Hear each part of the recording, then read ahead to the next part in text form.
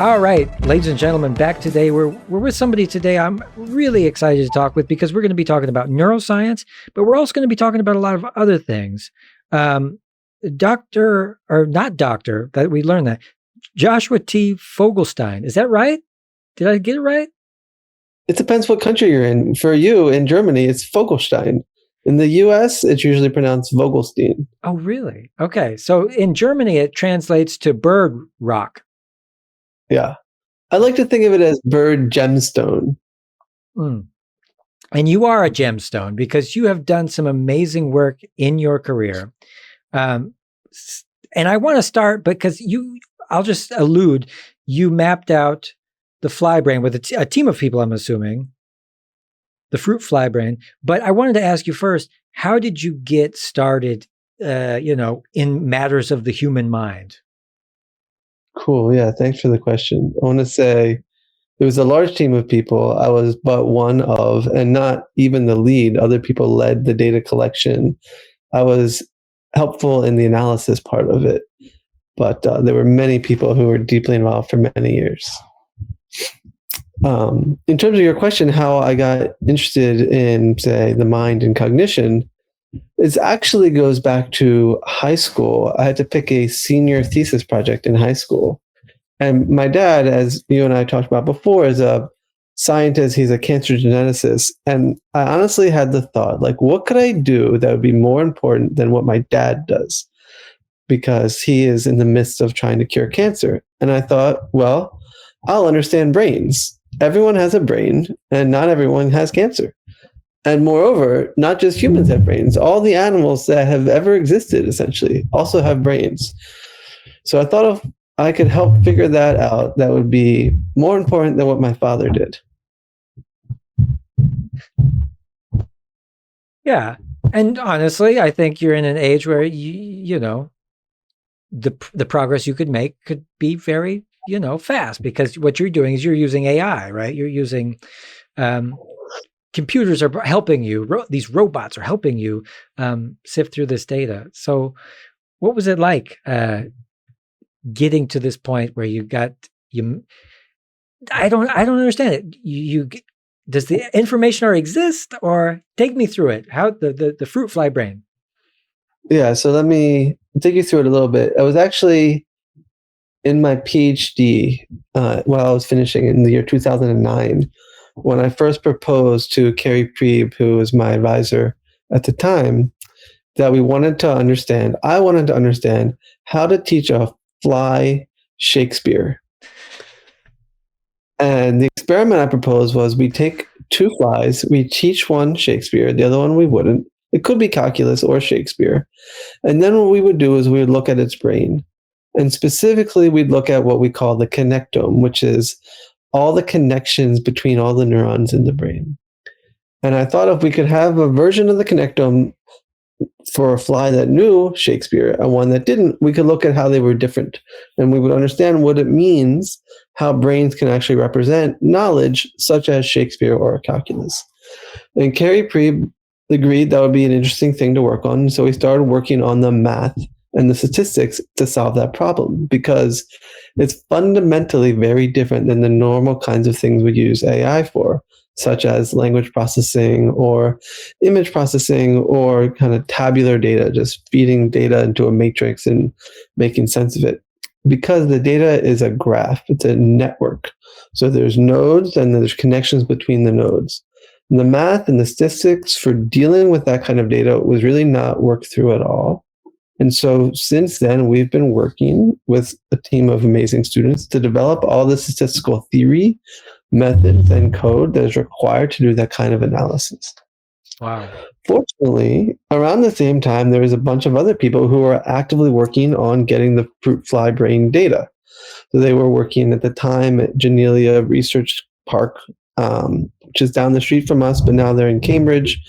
And they worked that whole time on gathering the data, which was an extremely tedious, time-consuming, and arduous process where they take what's already very small, which is a fruit fly brain, and they slice it into tiny, tiny slices. The slices are tens of nanometers thick. And then they have a camera, very high resolution camera, that's not even light microscopy, something called electron microscopy, that takes images that have the resolution of nanometers. Once they take all of those images, they then need to reconstruct the three-dimensional volume of the brain, because what they want to do is they want to trace every single neural process from where it starts to where it ends, so they can see exactly which neurons are connected to each other. Each of those steps, doing the imaging, realigning the data, doing the tracing, took years. Once they finished all of that, that's when we got to play with the data. But it took so much work from so many people to get to a point where I could do any analysis. So how long did it take you to do the analysis versus getting the data? 3 years. Okay, so not a bad ratio. Not that bad, but it required about 10 years before that of developing the statistics so that we could do the analysis. Right. And the technology existed in those 3 years already, or did it progress and did new stuff come out that helped the process? We continued to develop the technology to be able to do the analysis and answer the particular questions we were interested in. Are you using proprietary software, or are you having to make up your own? We're really big into open democratic science and practices. And so all of the software we develop is always open source, meaning anyone in the world can access it. We develop it in collaboration with Microsoft Research. And so although they're a for-profit company, because they're developing it with us and for other reasons, everything is open source. Right on, right on. Power to the people. That's what I say. Interesting. So what were the big challenges for you during this time, figuring out how to organize it? Yeah, so there are a number of challenges. There were some kind of fundamental statistical challenges. Typically, when we're trying to answer questions in science, we get a large data set, say tens or hundreds of people, and we can do a comparison between the two groups. Here, we only have one network. We only have the data from one fly. So the way to do statistics on that one thing is fundamentally different. And we spent 10 years figuring out how to make progress on that. So that was the challenge on the kind of theoretical side. Writing the code and implementing in a way that's straightforward and efficient and easy to use was a whole another challenge. I think the most interesting challenge, though, was kind of the social engineering aspects of it. To get something like this to work required collaboration between statisticians and computer scientists, but also neuroscientists, engineers, people who think about the world and have very different skills and expertise and opinions.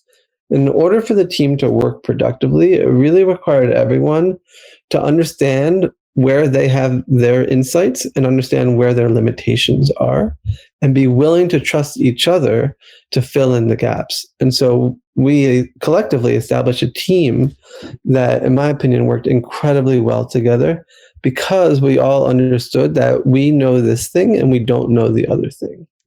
So is that always the case within your field or within other fields? It's like, no. Absolutely not. No.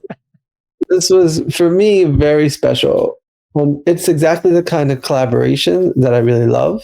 And so I've been fortunate enough to be in a number of teams that have that property. But it is not the norm. Many of us, myself included at various times, like to think that we're the experts in lots of things that we're not the experts in. So, for example, I've had collaborators that have said, hey, you should use this algorithm. And what I say to them is, why are you telling me that? I'm the expert on which algorithm to use. Just like I wouldn't tell you which experimental measurement to take. That's not how it works. You tell me what question you want. I'll tell you how to get the answer. I don't come to where you work and knock the broom out of your hand.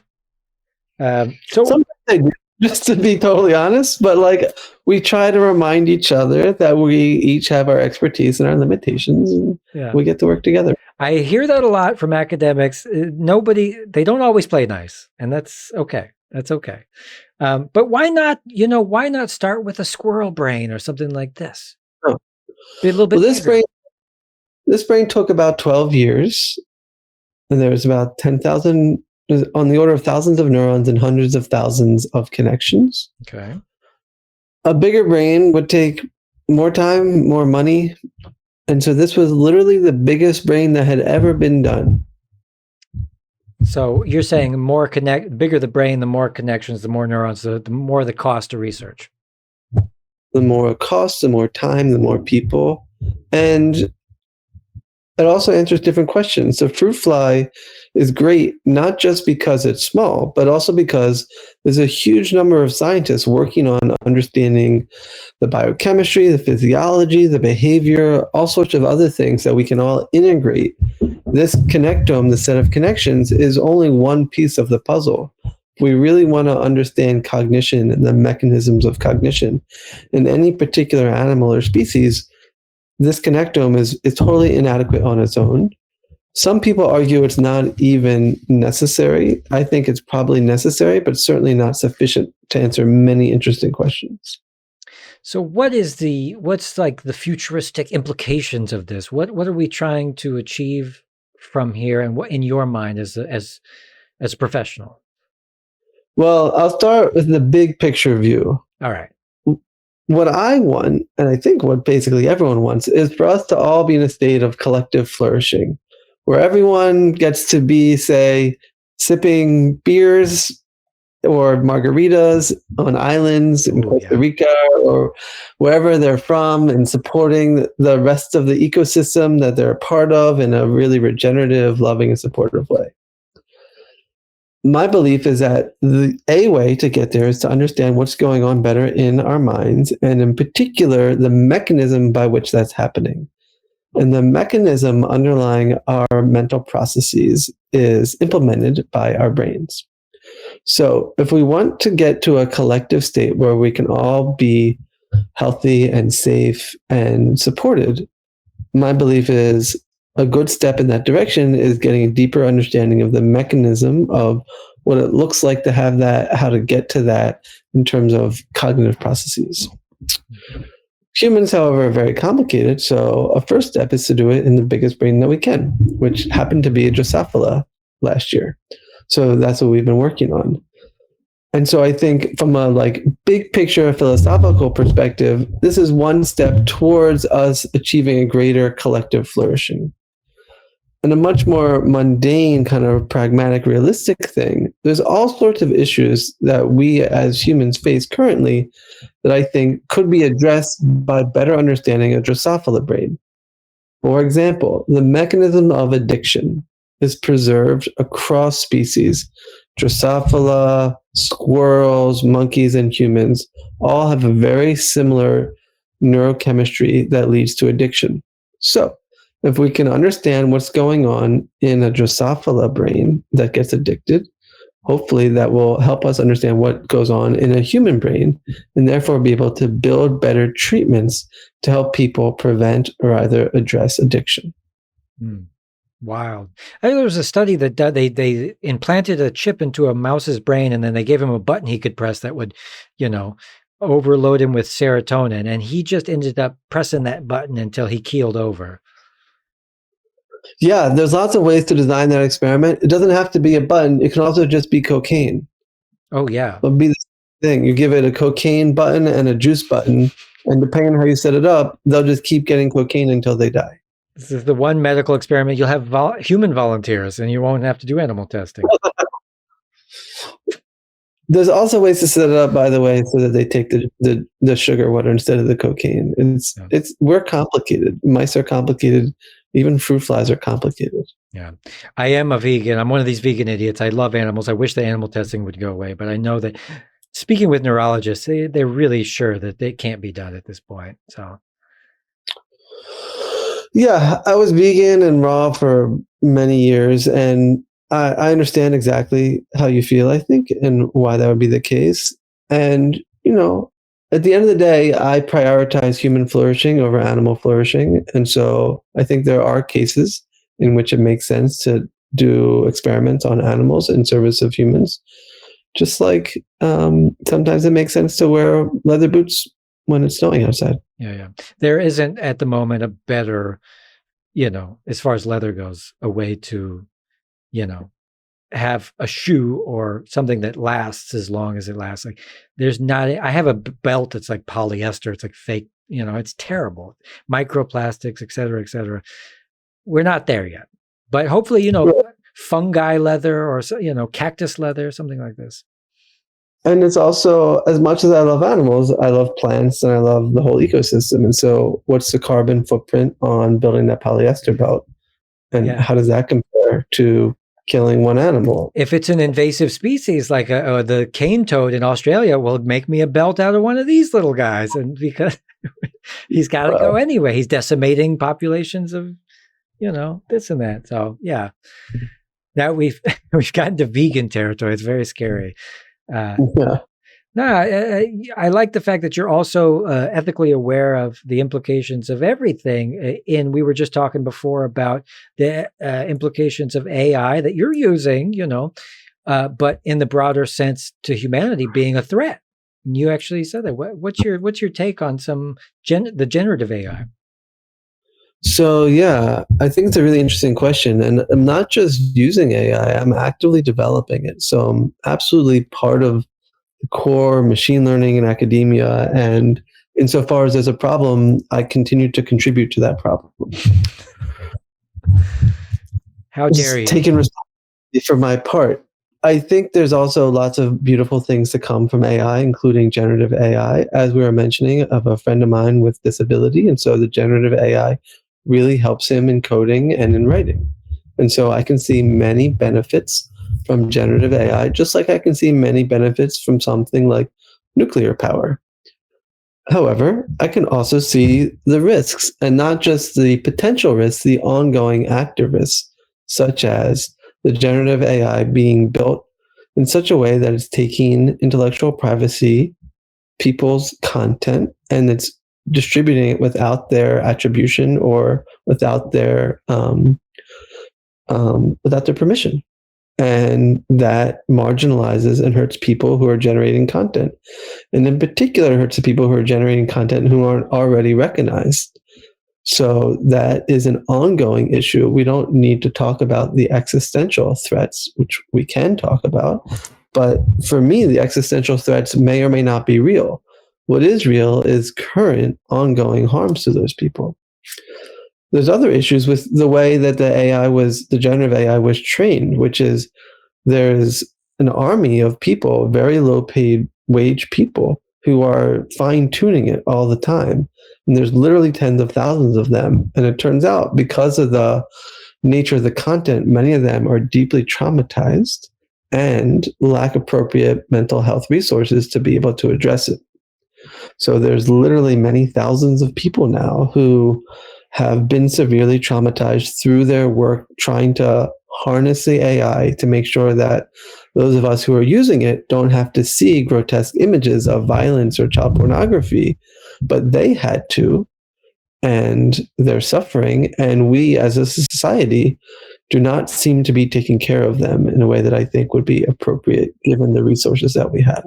We haven't taken care of them almost ever. It's been a slow degrade of taking care of mental problems in America, especially for a long, long time. But like, I remember when Photo Bucket was a thing. You remember Photo Bucket?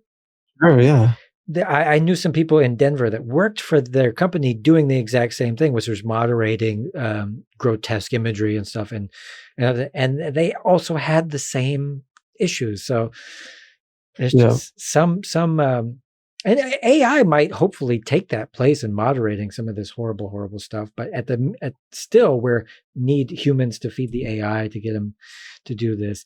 It's this idea of long-termism, which guys like Elon Musk believe in. Like, we're going to sacrifice the discomfort and the pain and the suffering of the people now for this hypothetical thing in the future. You know what I mean? I do. So I have a big moral conflict with long-termism insofar as Elon Musk is not one of those people who is suffering. Right. So for the most part, the people who are suffering because of current AI are the people who are already marginalized by society. What AI does, which is no different from any other powerful technology, is it can often reinforce existing biases. And so that's what it will do. And whether it eventually will solve all those things, I think is extremely unlikely, but also would be in the very far future. And in the meantime, there's lots of people being harmed. That doesn't make it bad, just like eating meat isn't bad. It's just, it's a good thing to be aware of and remember, especially as we're using it and consumers of it, that it's not neutral. There are people being harmed now, just like there's cows being harmed now by us eating meat, and there's ecosystems being harmed by your plastic belt. Hey, man, I told you that in confidence. It's just, I think it's appropriate for us to acknowledge all the harms and all the benefits, and then everyone can choose what they're going to do, but it's nice to choose with kind of an informed consent approach. Yeah. So, things like robot police are as only as good as the just. So, what's your thing? Robot police, good or bad? Why or why not? Well, you've posed it as a hypothetical question, but it's not even hypothetical anymore. No. So, for example, in Ukraine, in the current war, there are drones who are surveying from both sides, and those drones are equipped with technology that has been built, part of it paid by U.S. governments, part of it paid by industry, to be able to automatically shoot humans without any human intervention. So these are fully automatically weaponized drones. And in theory, they're not using them to shoot people without any human intervention. But in practice, I think they almost definitely are. And so there's a very serious question, which is, how does that work out? And my guess is it works out for poor people poorly. But I don't know. It could work out better. It could be that the humans controlling the drones are emotional or tired, and therefore they're making, or racist, and therefore they're making decisions that we don't want to. But the fact of the matter is the drones were trained with AI, and the people who trained it had the same properties as the people who are operating it now. So there's no particularly good reason to think that it would do better. And there's lots of reasons to think it will do worse. And like you said before, it's only as good as the people that are training it. And therefore, if we had trained it with the inherent biases that we have as humans, the racial and, everything, then how will it really be, very Schwarzenegger-esque situation we'll find ourselves in. So I want to ask you also, look, you the concept of organoid intelligence. Can you talk about this? Yeah, so organoid intelligence is really fun. We now have kind of what we would call natural intelligence, animals, people, arguably plants, mushrooms, and then artificial intelligence, which is, a machine substrate. But there's another kind of intelligence, perhaps, which is organoid intelligence. And so the idea around that is you can take stem cells from humans and grow brains in a vat. Now, why would that be interesting? The reason people in industry are interested in this is because it turns out a huge amount of the resources to doing all of this high performance computing that's required for generative AI and all the other stuff is the energy to cool down the machines that are running. It takes a massive amount of energy to run and cool down these machines. Turns out humans and other animals with neurons can do the same computations that these machines can run with many orders of magnitude less power. So, because power is costly, if one could figure out how to, say, build generative AI using organoid intelligence rather than machine intelligence, the idea is it would cost much less, much fewer resources, which would be good not just for the companies that are spending the resources, but for us. It's a massive problem with all these companies. Developing the generative AI is a huge carbon footprint, like much, much bigger than I think what most people understand. And so to be able to reduce the carbon footprint would be massively helpful for the ecosystems and for the companies. So instead of having a GPU, you just have a big slab of, lab-grown meat. Is that right? Yeah, lab-grown brain meat. That's right. Holy smokes. Well, that's cool. I mean, I would hope that this plays into the spiritual part. There's like the mind can heal the body, and like this plane that people are, I believe to some extent, that this would be a real thing.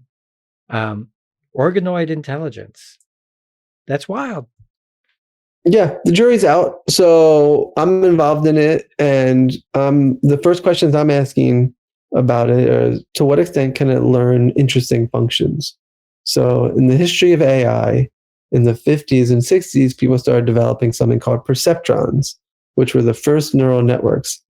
Everyone was super excited about it until someone pointed out that they couldn't solve something called the XOR problem, which is one of the simplest nonlinear problems possible. And when that happened, everybody completely lost faith in the AI, and there was what was called an AI winter. Until a few years later, somebody figured out how to get around it, and then there was another AI spring, and then there was another AI winter, and now there's another AI spring. The point is, with organoids intelligence, I could foresee a similar thing, and so the first thing I'm interested in is, can they solve XOR? If they can, then that's pretty cool, and if not, that's also interesting. Clearly, brains can solve XOR, those of them in humans or other animals. So if the organoids can't, that means we haven't figured out how to train them or develop them in such a way that they can do kind of nonlinear, interesting problem solving. But if they could, then they could be a core component into machine learning pipelines. Much like the GPU is a part of it. If you have a system that does all this AI stuff, you need some GPUs. You also need hard drives and monitors and keyboards and stuff. The idea is organoid intelligence could be a part of that system because it might be more efficient for some of that as compared to what we have in silicon. Yeah. I mean, this sounds like wetware. Have you heard of the wetware? Absolutely. Yeah, this is a wild thing I heard a while back, and it's been it was theoretical for a while, but I thought, I understood what a semiconductor was, and I thought, well, if you can find just any other old thing to do what that does, and then you would make this huge jump. Did you hear about this thing that just came out? There's a new semiconductor on the horizon. Oh yeah, the Twitterverse went crazy. Yeah. I'm excited. I'm excited to see what happens. But they do this sometimes. They come out and say, "Oh, fusion is here," but then it turned out to be using more energy than to make it than. So what do you think? It's for real, or? I've read nothing concrete about it, and I'm profoundly skeptical. Yeah. Well, I wanted to ask you about this. In science, how much corruption, lies, deceit, treachery, industry funded, how much of that do you see? I haven't studied it carefully. My experience of being in the world is that people are people, and whatever field they're in, we're still people. So if it's science, medicine, education, religion, there's corruption, there's beauty, there's the whole gamut of human experience. My guess is, naively, there's about as much of it in science as any other field.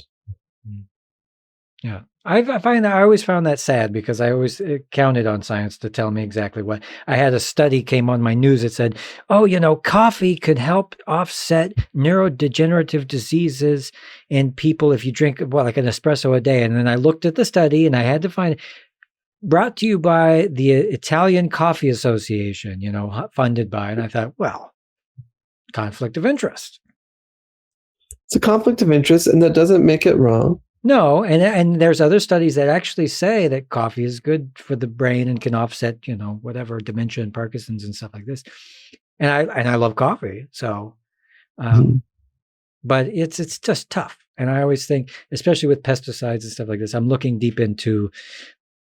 Going off topic here, 700 studies done by Monsanto on the efficacy and toxicity of their product, but only 17 are peer reviewed. It's just, the whole thing stinks to high heaven. And I don't really believe that that's, Well, I like to think that not the whole thing stinks to high heaven, because I'm part of that thing. And I like to think part of it doesn't stink, at least not to high heaven. And acknowledge that much of it does, and some of my stuff also likely does. And that's okay. Part of the beauty of science is it's self-correcting. It's a maybe inefficient and biased self-correcting process, but it is a self-correcting process. And so I'd like to think we're making progress as a field. And that doesn't mean that every paper is right. In fact, probably most of them are wrong, but that's okay, because eventually we get better, we get more clear, we find the issues and we can address them. Yeah. But as long as it stays democratic in the sense that the people that, like you're trying to find the truth of the matter rather than trying to come up with a specific solution and just cut corners and say, oh, no. Well, ideally, I'd say that is true about me. In practice, we're all subjective and we're all biased, and we'd like to think that we're finding the truth. Most of us find what we thought was true, and there's many ways to trick ourselves into do that. Well, there's a subconscious bias that you don't realize that you really want this, but then there's other people that know what they're doing and say, I'm coming up with the answer that these people want me to give about the safety of a product or something. There's certainly there are all the kinds, and I think it takes all the kinds. The pseudoscience kind of stuff that you're talking about can be really useful in people who are trying to do more rigorous science to understand the flaws in the ways that we're doing things and how it can be exploited, and so the weaknesses, and therefore it supports us to strengthen our approaches. You're saying any science is good science because it ultimately, it's like AI. It just gets stronger and stronger and smarter. I would say not any science is good science, but any science could be used in service of deepening our understanding of ourselves and contributing to the greater flourishing. And lots of it can also contribute to harm. Yeah. Well, I like the cut of your jib. I think you're a good guy. I'm sure you're doing the best you can with what you got. I mean, but I would argue we're all doing the best we can, actually. Well, I have my days where I just give up early and, That was the best you could do that day, maybe. Yeah. Hopefully not have too many of them in a row. But so I wanted to ask you also the heritability of human connectomes. Can you explain this and what it is and what it means? Yeah, thanks for asking that. That's a paper I love. I've been working on it for so long. So there's a question always in biology about nature versus nurture, right? So we want to understand why we're the way we are. Is it predetermined by our genes, or is it the case that we were born with a blank slate and the environment kind of determines exactly what happened, or some other option, like there are interactions between nature and nurture, which are the important thing, or it's totally random. But people really like to focus on nature versus nurture. So this word heritability, it's a way that we and others try to quantify the extent to which nature is determining things. So the question we've had is something like, if you have two twins, to what extent are their connectomes, are the connections in their brain the same? And in particular, are they more similar if they're twins than if they are, if they're identical twins than if they're non-identical twins? The idea being that if you're identical twins, you're genetically the same and your environment is very similar, whereas non-identical twins have about approximately the same similarity in environment, but they're genetically different. And so we thought we could use that data to really understand how much our genes determine the connectome. And so we got access to this amazing data set where there's all sorts of children who are non-identical and identical and not even twins. And we developed the statistical tools to compare them and to evaluate the extent to which it's the case that if you have more similar genomes, are your connectomes more similar? And we could show the ways in which that ends up being true and also the ways in which it's not true. Wild. And I would assume that there's a lot of just experience in life that can quickly shape these twins out of sync with each other. Sure. Like if they're separated and one learns English, the other learns German, like the part of their brain that controls the language is certainly going to be organized different because of the different grammatical structures of the two languages. Yeah. That's why when you have twins, you got to keep them together all the time so that they're, synchronized. People have also shown things like if you learn an instrument, it changes the structure of your brain. Your connectome can change when you learn an instrument or learning sports. So clearly there's an environmental, I see the violin in your messes up your brain. Let's look at me. I mean, look what happened.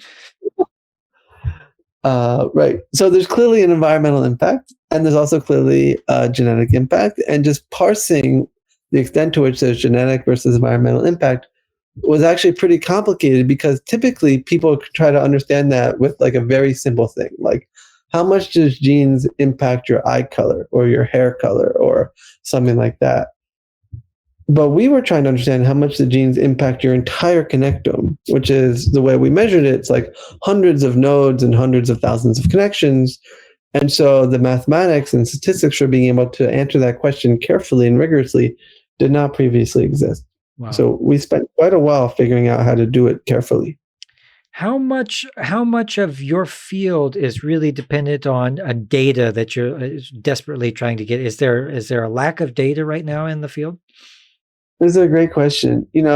I think we like to pretend that's the case. And in particular, institutions with lots of resources like to pretend that's the case because they can get a lot more resources to get the data. And maybe they're right. But my view is what's lacking is really clear questions.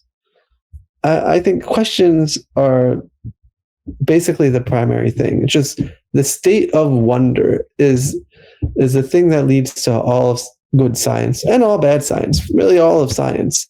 And the extent to which we can get ourselves into a state where we can ask more clear questions that one could answer, the better. And so if we had more data, would we be able to get more precise answers? Yeah. But would they be more precise answers to the questions we care about? Maybe not. There's lots of data that people collect that's not designed to answer any particular question. And sometimes it can be used to answer lots of questions, but sometimes not. You got these scientists that are doing stuff where I think, yeah, of course monkeys feel pain when you jab them with a metal rod. Like, what are you trying to prove here? Sure. Or there's other things like there's a big issue, I think, in neuroscience in particular, is which measurement technology can actually answer the question you're trying to answer. And so people will use things like functional MRI to try to answer questions that I don't think functional MRI can actually tell us. It can tell us lots of things, but not everything. And that's not specific to neuroscience. In genetics, it was the same thing. There was like 15 years and billions of dollars spent on microarrays, which, without getting into details, there's a particular way of measuring the genetics of somebody. It just turned out the data was there, but the answers to the questions weren't. Wow. See that, and you just want to, what's your reaction? Just like, what are these idiots doing with all this grant money? No, I don't think they're idiots. I think we're all trying really hard to help other people, and we all have the limitations of our experience and our background, and it's hard. Science is really hard. Doing anything really well, I think, is really hard. And I lived next to a place that was a science. It's a science town in Germany, but there was one institute that was solely, spirituality, pseudoscience kind of stuff. And it's still, we need places like this in order to really, study if there's ghosts. Like, just do it and let us know what you find. I'm in favor of people funding all sorts of stuff. I think I would like the rigor of those investigations to be relatively high. And when we're talking about humans or supernatural things, rigor gets really hard, arguably impossible for supernatural things. And for humans, quite difficult, because we can't do the kinds of interventions in humans morally that we can do in animals, such as stab them in the brain to see what's happening in there. Which is terrible. So what's some of your deep burning questions for neuroscience or for your field that you think are the right questions? Well, the question I'm always most excited about is, I would say, if we take someone who is in a state of flourishing in their life, however that's defined, not someone who's living up in a mountain meditating all day by themselves, but someone who's in the world, with a family, with children, with a job, and can achieve this state of flow, and they're happy and they're contributing back to society.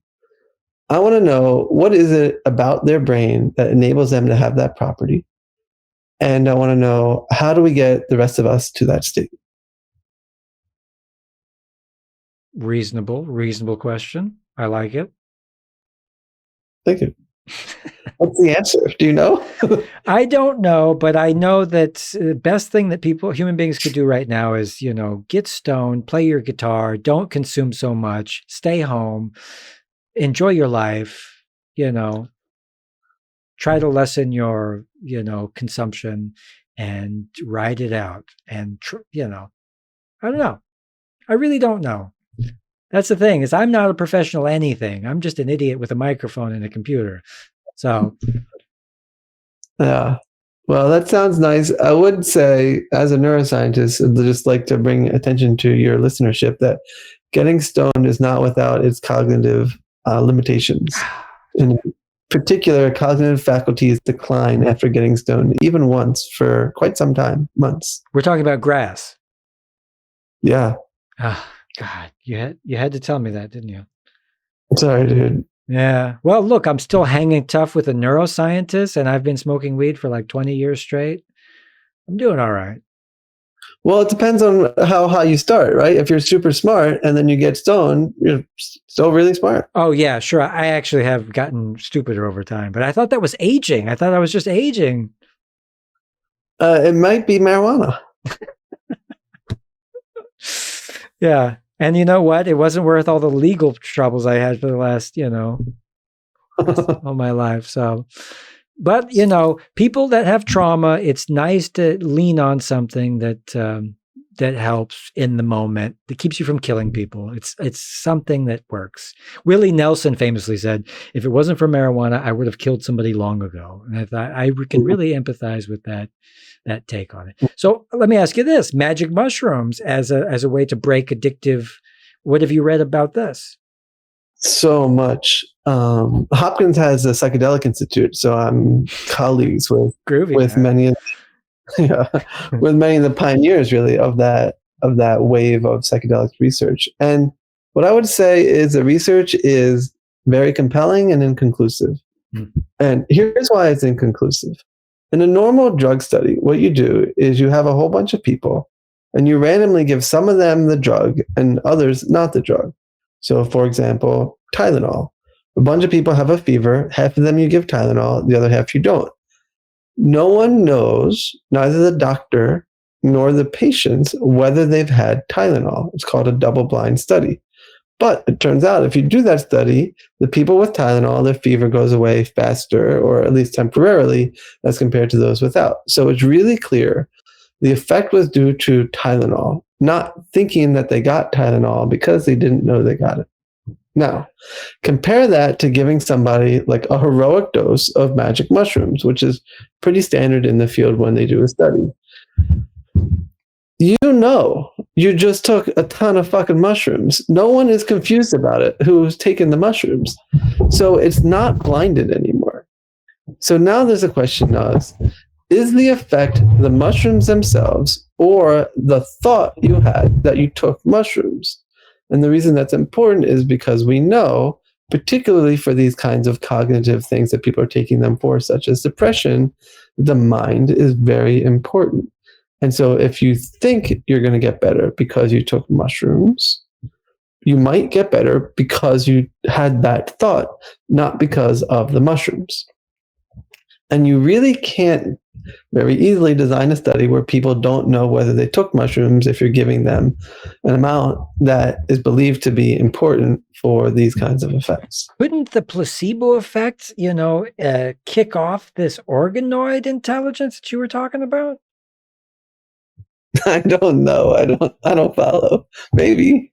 Like if people knew that they were, if you made them believe that they had taken some drug, and that's what the placebo is, that you take a drug and the person who takes it has this idea that I've taken a drug, and would that, you were talking about like a cellular kind of intelligence or an organ intelligence. Yeah. Could this be possible in the sense and kind of screw up all of these kind of trials? Am I making any sense?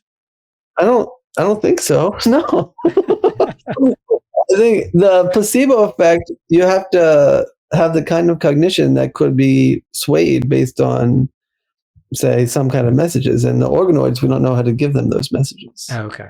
All right. Well, look, you're the professional. I'm just here asking stupid questions. Um, yeah. Well, and a heroic dose of mushrooms is unmistakable to anything else. And I was, that was slightly exaggerated. There's lots of people who are very carefully thinking about how to design these studies in such a way that it's blinded to the extent possible. So you can compare certain kinds of hallucinogens with others, for example, rather than with nothing, and then see if the effects are more profound or less. And the results, I will say, although they're mostly on small studies and mostly not blinded, are extremely compelling. I only have my own anecdotal evidence that says months and months after I've reached some kind of one with the universe mentality, Well, yeah. So one thing that's unambiguous from these studies is that a single dose can have a transformative and profound impact on someone forever. They can have a mystical-like experience that is always with them. However, whether that changes their day-to-day behaviors is a different question. Hmm. Yeah.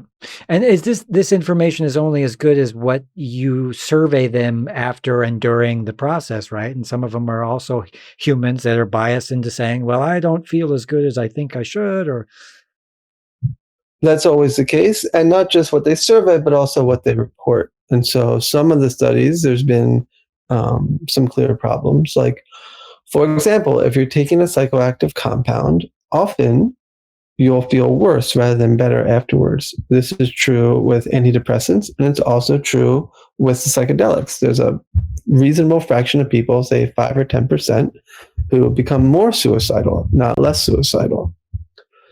People don't necessarily like promoting that information, but that's also in the studies, and you can read about it on any of the studies. They almost always have to report it. There's also an issue of, although the mushrooms or the MDMA or ketamine, those things aren't addictive technically, what can happen is people can become profoundly attached to either the provider of the medicine or the medicine itself. So while it's not a chemical addiction, sometimes when the study ends, it can be devastating for the people because they no longer have access to that resource. And sometimes they get much worse after that rather than much better. So it's not that straightforward. I think the evidence is compelling and fun.